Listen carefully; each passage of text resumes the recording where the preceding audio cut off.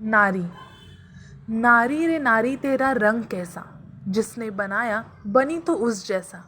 नारी रे नारी तेरा रंग कैसा, तू अगर ठान ले तो दुनिया बना सकती है स्वर्ग या नर्क जैसा। सोच सोच तुझे बनना है कैसा, अपना अस्तित्व बनाए रखना वैसा के वैसा, अपना अस्तित्व बनाए रखना वैसा के वैसा। हेलो एवरीबॉडी, सिंप्लीफाई लॉ में आप सभी का स्वागत है। आज के इस सेशन में हम डिस्कस करने जा रहे हैं स्त्री धन, जो कि एक नारी के लिए कितना अधिक महत्वपूर्ण है, ये हमें इस वीडियो में जानने का मौका मिलेगा। इसीलिए आप सभी से रिक्वेस्ट है कि इस वीडियो के आखिर तक बने रहिएगा। इस वीडियो में, इस सेशन में हम डिस्कस करने जा रहे हैं स्त्री धन। स्त्री धन से जो पावर, जो बेनिफिट्स एक स्त्री को, एक नारी को मिलते हैं, उन सभी चीज़ों के बारे में इसके अंदर डिस्कस करेंगे। और साथ ही में एक हस्बैंड का क्या रोल है, एक हस्बैंड का कितना लिमिट, कितने लिमिट तक, कितने एक्सटेंट तक उसका स्त्री धन के ऊपर अधिकार बनता है या बनता है भी या नहीं, इन सभी चीज़ों के बारे में इस सेशन में हम जानेंगे।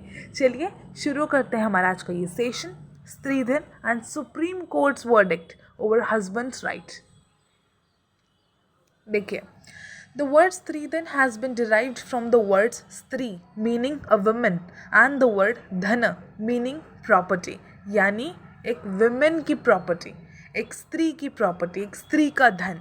ठीक है, स्त्रीधन refers to gifts, money or property that a woman receives before her marriage, at the time of her marriage, during childbirth or widowhood, primarily from her parents, relatives और इन लॉस। तो स्त्री धन क्या होता है, स्त्री धन की बेसिक कंसेप्ट कैसी है या उसके अंदर क्या क्या चीज़ें कंप्राइज करती हैं, ये देखिए। स्त्री धन के अंदर गिफ्ट्स आते हैं, पैसा आता है, प्रॉपर्टी आती है, ठीक है, जो वुमेन को उसके शादी से पहले मिलती है, शादी के दौरान मिलती है या शादी के बाद मिलती है, चाइल्ड बर्थ के दौरान मिलती है या विडोवुड के दौरान मिलती है। किन से? तो उसके पेरेंट्स से या रिलेटिव से या उसके इन लॉ से। और इन सभी चीज़ों पर जो एकमात्र जिसका अधिकार होता है वो होता है स्त्री का, यानी कि उस वुमेन का जिसे वो चीज़ें सारी मिली गई हैं। It is considered her exclusive property and it's meant to provide her with financial security and independence within her marital relationship। तो इसका उद्देश्य क्या है, स्त्री धन क्यों दिया जाता है, या इस एक्सक्लूसिव प्रॉपर्टी पर उस स्त्री का एक्सक्लूसिव राइट क्यों होता है? इसलिए होता है क्योंकि एक तरह की फाइनेंशियल सिक्योरिटी, एक तरह की फाइनेंशियल स्टेबिलिटी, एक तरह का फाइनेंशियल इंडिपेंडेंस उसे कहीं ना कहीं मिल सके उसके मैरिटल रिलेशनशिप में, उसकी शादीशुदा ज़िंदगी में, कि उसे किसी के आगे झुकना ना पड़े, या अगर ज़रूरत पड़े तो इन सभी चीज़ों का वो उपयोग कर सके, इस्तेमाल कर सके, ताकि उसका अच्छे से सर्वाइवल हो सके। ठीक है, चलिए आगे देखते हैं। Laws relating to Stridhan. अब स्त्रीधन की बेसिक कॉन्सेप्ट तो हमें समझ में आ गई है कि बेसिकली स्त्रीधन क्या है, ठीक है, उसके अंदर क्या क्या चीज़ें आती हैं।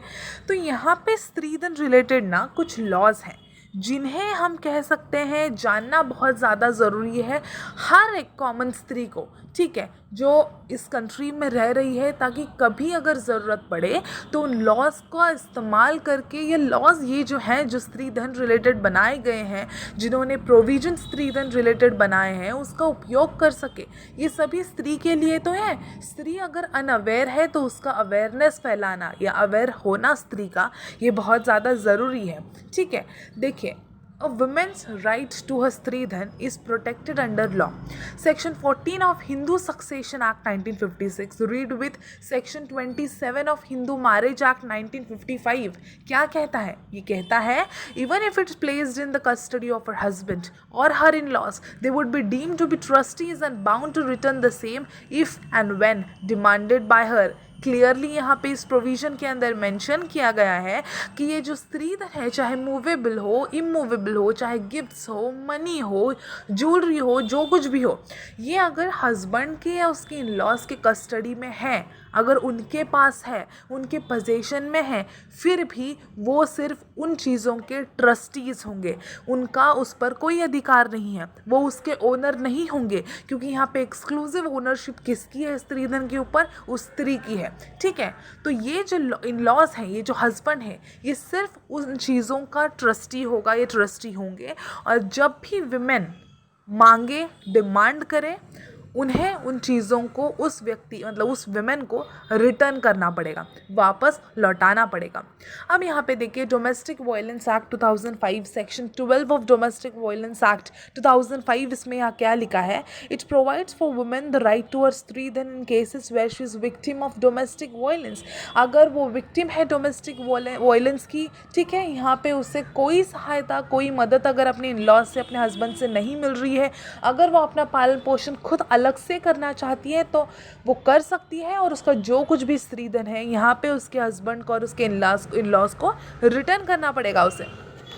The provisions of this law can be easily invoked for recovery of स्त्रीधन। देखिए मैजिस्ट्रेट क्या कर सकता है, डायरेक्ट कर सकता है रिस्पोंडेंट यानी किससे, हस्बैंड इन लॉस को, to return to the position of the aggrieved person, उसका स्त्रीधन वापस लौटाने के लिए मैजिस्ट्रेट डायरेक्ट कर सकता है, एंड एनी अदर प्रॉपर्टी और valuable security to which she is entitled.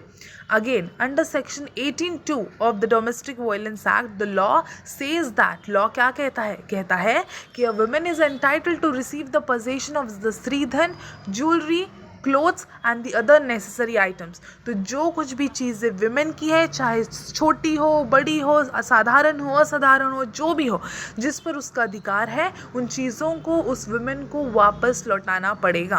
The term economic abuse has been also provided under the act, जिसके अंदर ये कहा गया है कि अगर फाइनेंशियल रीति से, अगर पैसों के लिए अगर किसी तरह का उसे डिपेंडेंट करके रखा जा रहा है या उसका अब्यूज़ किया जा रहा है, ठीक है, या फिर उसके स्त्रीधन का इस्तेमाल ये लोग खुद ही कर रहे हैं, तो ये गलत है, ठीक है, और उसकी भरपाई तो डेफिनेटली उन्हें करनी पड़ेगी। हम देखिए powers associated with the stridhan to increase the women status. यहाँ पे स्त्रीधन के रिलेटेड कुछ पावर्स एसोसिएट करके रखे गए हैं लॉ के अंदर, ताकि जो विमेन का स्टेटस है वो इन्हांस हो सके, फर्म हो सके। देखिए ownership of stridhan has become a symbol of status in society, equating women's status with that of a woman। ठीक है, स्त्रीधन की वजह से या इसके ओनरशिप की वजह से जो सोसाइटी में वुमेन का स्टेटस है कहीं ना कहीं इक्वलाइज हो चुका है मैन की दृष्टि से अगर देखा जाए तो। It grants women a sense of authority and ownership over their property, fostering independence empowerment. ये जो ओनरशिप है स्त्रीधन के ऊपर, कहीं ना कहीं वुमेन को एक तरह की हम कह सकते हैं एक सेंस ऑफ सिक्योरिटी देती है, एक कहीं तक किसी तरह का एक इंडिपेंडेंस फोस्टर कराती है, एक एम्पावरमेंट कराती है, ठीक है, कि भाई वुमेन को डरने की ज़रूरत ना है, अगर हस्बैंड से उसे कुछ मिले ना मिले, उसके स्त्रीधन से उसे बहुत कुछ मिल सकता है, ठीक है। Succession authority, in the event of Hindu women dying intestate, her stridhan devolves upon her heirs, granting them succession rights. तो यहाँ पे कहा गया है कि अगर हिंदू वुमेन अगर बिना अपनी विल लिखे, इंटरस्टेट यानी कि विल बिना लिखे, विदाउट लाइक, देखिए in the event of a Hindu women dying interstate, तो यहाँ पे क्या कर सकती है, जो भी स्त्रीधन है विमेन के मरने के बाद, उसके जो कुछ भी उसके बच्चे हैं या उसके जो भी लीगल रिप्रेजेंटेटिव्स हैं, उनमें क्या हो जाएगी, ये सारी चीज़ें डिवॉल्व हो सकती हैं। मैनेजमेंट प्रिविलेजेस में क्या कहा है कि women hold sole authority over the management of their stridhan property including possession and expenditure aligned with their preferences. यानी कि विमेन को सोल अथॉरिटी दी गई है कि जो भी उसका स्त्रीधन है, स्त्रीधन की प्रॉपर्टी है, वो खुद मैनेज कर सकती है, उसका पोजेशन वो खुद अपने पास रख सकती है, उस स्त्रीधन से उसे जो कुछ भी एक्सपेंडिचर करना हो, जो कुछ भी खर्च करना हो, वो कर सकती है। ओके, एलिनेशन राइट्स, यहाँ पे देखिए female owners despite having limited state rights, female owners के पास पावर है एलिनेशन की, यानी कि अगर किसी तरह की लीगल नेसेसिटी अराइज हो जाती है या स्टेट के बेनिफिट के लिए या फिर रिलीजियस ड्यूटीज़ के लिए, अगर उन्हें उस प्रॉपर्टी का उस स्त्रीधन का अगर यूज़ करना है तो वो कर सकती है। Surrender options, women can voluntarily surrender this stridhan during their lifetime or through death, transferring it to the nearest successor। यानी women खुद होकर चाहे तो अपनी जो स्त्रीधन है, अपनी जो प्रॉपर्टी है स्त्रीधन में मिली हुई, अपने लाइफ टाइम में या डेथ के बाद ट्रांसफ़र कर सकती है किसी भी पर्सन को जो कि उसका नियरेस्ट सक्सेसर है, अपने बच्चों को करे, अपनी बेटियों को करे, अपने पोता पोतियों को करे, ठीक है। However specific pre conditions must be made for a valid surrender. एक वैलिड सरेंडर के लिए कुछ कंडीशंस होती हैं जिनका उन्हें पूरा करना ज़रूरी होता है, यानी उठाकर स्त्रीधन हम किसी को भी ट्रांसफ़र नहीं कर सकते। ये देखिए, stridhan is wife's absolute property, husbands hold no title over it. बहुत बड़ा स्टेटमेंट है कि स्त्रीधन के ऊपर वाइफ का एब्सोल्यूट अधिकार है, वाइफ की वो एब्सोल्यूट प्रॉपर्टी है और हस्बैंड का उसके ऊपर कोई टाइटल नहीं होता। अब ये तो मैं खुद नहीं कह रही हूँ, ठीक है, ये टाइटल मैंने तो नहीं डाला है अपने आप से, ये कहा गया है। किसने कहा है? ऑनरेबल सुप्रीम कोर्ट ने कहा है।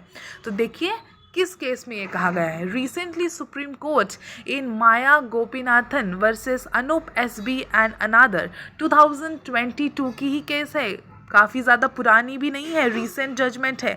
इसमें कहा है सुप्रीम कोर्ट ने कि स्त्रीधन जो है एक वाइफ की जो है एब्सोल्यूट प्रॉपर्टी है और हस्बैंड उसके ऊपर कोई टाइटल नहीं क्लेम कर सकता है या होल्ड नहीं करता है।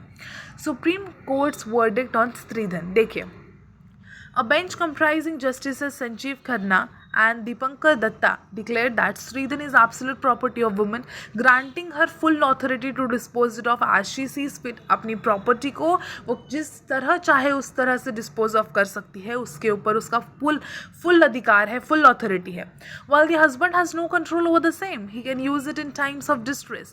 हस्बैंड का उसके ऊपर कोई अधिकार नहीं है, वो चाहे तो अगर परेशानी के समय में अगर उसके ऊपर बहुत ज़्यादा लोन या फिर कठिनाई आ चुकी है तो ऐसे समय में हस्बैंड जो है डिस्ट्रेस के समय में उस प्रॉपर्टी को या उस स्त्रीधन को यूज़ कर सकता है, लेकिन he bears moral responsibility to reimburse it with its value to its wife. यानी कि वो यूज़ कर सकता है लेकिन एज अ ट्रस्टी, राइट, तो उससे उसकी मॉरल रिस्पॉन्सिबिलिटी बनती है कि जो भी भरपाई हो, जो भी उसने स्त्रीधन का यूज़ किया उसकी वैल्यू उसे वाइफ को रीइंबर्स करनी पड़ेगी। अब देखिए, president from Rashmi Kumar versus Mahesh Kumar भाडा 1997, राइट। तो देखिए इस केस में यहाँ पे सुप्रीम कोर्ट ने अफर्म किया था कि जो स्त्रीधन प्रॉपर्टी है does not become a joint property of the wife and the husband. यानी कि अगर हम कहते हैं ना कि वाइफ जो है वो पति की अर्धांगिनी होती है, जो उसका है वो उसका भी है, यानी आधा आधा। लेकिन यहाँ पे कहा गया है स्त्रीधन के मामले में कि भाई यहाँ पे आधा आधा वगैरह कुछ नहीं, या कोई जॉइंट प्रॉपर्टी वगैरह नहीं होगी, स्त्रीधन सिर्फ उस स्त्री का ही होगा। द लैटर यानी कि जो हस्बैंड है हैज़ नो टाइटल और independent dominion over the property. सही है, तो ये था हमारा स्त्रीधन का टॉपिक। इसके ऊपर ऑलरेडी एक डिटेल्ड वीडियो बन चुकी है। ये थोड़े से जो पॉइंट्स हैं जो रह चुके थे उस वीडियो में यहाँ पे कवर कर दिए गए हैं, एक सुप्रीम कोर्ट के जजमेंट के थ्रू, एक प्रेसिडेंट देके हुए। यानी कि क्या है उस वीडियो पे, जो पहले वाला स्त्रीधन वाला वीडियो था उसमें काफ़ी ऐसे कमेंट्स आए थे, मुझे पर्सनल मैसेज भी आए थे कि जो है हस्बैंड का क्या रोल है। भाई हस्बैंड वो तो पार्टनर होता है ना, तो उसका तो अधिकार होना चाहिए स्त्रीधन के ऊपर। तो ऐसे कमेंट्स को जो है रिप्लाई मैंने तब का तब किया था, लेकिन और एक अच्छे से वीडियो के साथ मुझे क्लैरिफाई करना था कि हस्बैंड का क्या रोल होता है बेसिकली। या फिर देखिए जो हेयर्स हैं या फिर जो भी सक्सेशन के थ्रू उसकी जो प्रॉपर्टी डिवॉल्व होगी सो होगी, लेकिन अगर स्पेसिफिकली हस्बैंड की ओर से देखा जाए या हस्बैंड के लिए देखा जाए तो क्या उसका टाइटल उसके ऊपर होता है स्त्रीधन के ऊपर?